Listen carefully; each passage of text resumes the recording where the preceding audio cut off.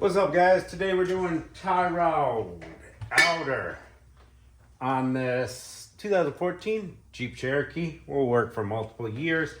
First thing we want to start off with, getting our wheels off. 19mm lug nuts. These ones were slightly swollen. Had to hammer them on. Get your wheel off. And this is our outer tie rod right here. Got a 24mm, and we are going to turn it righty-tighty, which is actually going to loosen it.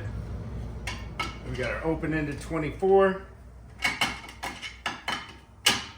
There we go. There we go. We're going to loosen this jam nut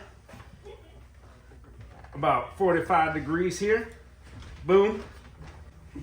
We got an 18mm socket on our impact. We're going to zip this nut off. And she is just spinning. So we're going to want a little bit of pressure on there.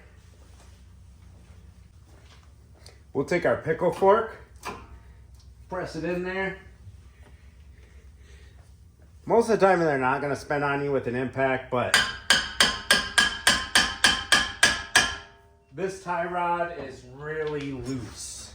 So that tends to happen.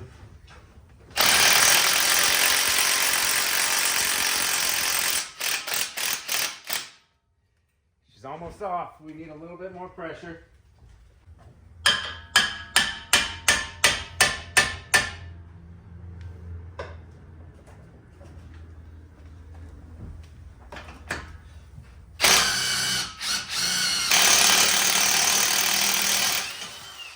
There we go. We got the nut off, just like that. If your tie rod doesn't just come right off for you, you got a couple options.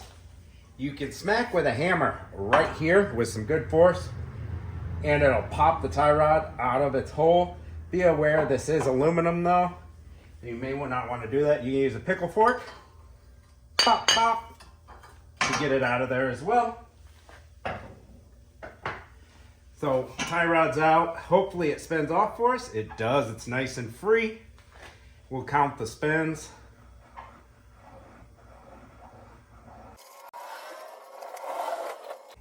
"20 spins. Let's grab our new outer tie rod. Make sure our new and old tie rod look exactly the same. There is a left and right side. They look the exact same length, center of the ball to the ends.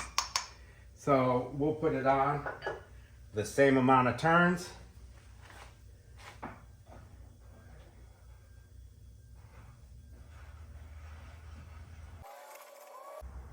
Right there. Same amount of turns on. Turns on. Move our stud if we have to get it lined up. Press it down. Got a new nut with the new tie rod. This one has a locking washer, a locking nylon insert, and built-in washer. We'll give it a quick zip with the impact.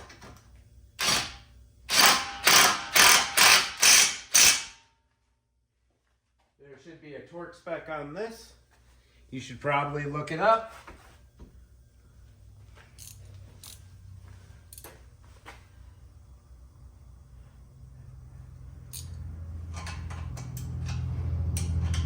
I like to finish them by hand. By feel. Right there is nice and tight.